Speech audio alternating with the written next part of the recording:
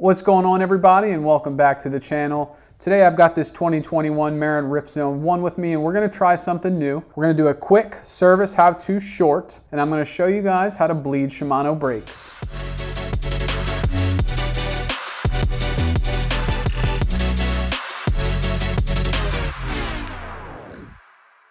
Okay, so here are all the tools I'm going to use for the job. I'll leave links if you need them. Got my Park AWS 10. This is just Allen wrenches that fold out.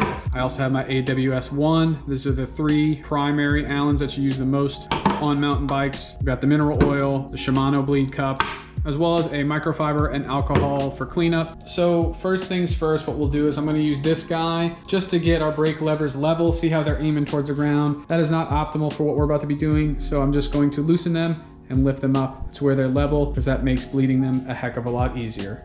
Okay, so for our next step, we'll use our AWS 10, get the 2mm, and we'll break loose the bleed screw on the lever. Once you have broken the bleed screw loose, you will want to make sure that the tiny O-ring stays seated around the bleed screw. That way it doesn't get lost. That is very important. Now we'll take our Shimano bleed cup and we'll simply thread it into the brake lever. Now we're gonna take the mineral oil and we're gonna pour it in. Not a whole lot, just enough to where once we pull this guy out, we'll be able to put the mineral oil into the master cylinder by flicking the lever blade.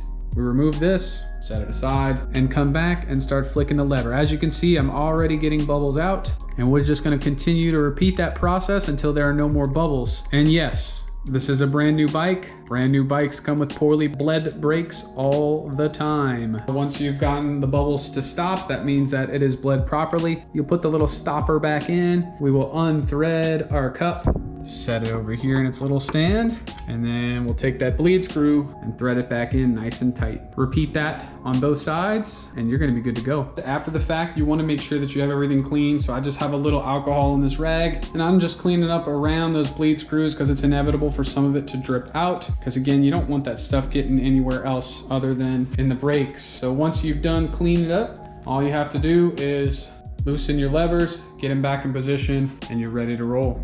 All right, guys, as always, thanks for watching. Make sure that you smash that like button if you thought that this was useful. If you have a recommendation for what I should do next on these service shorts, just leave a comment below. And remember, the ride is a cure. I'll see you next time.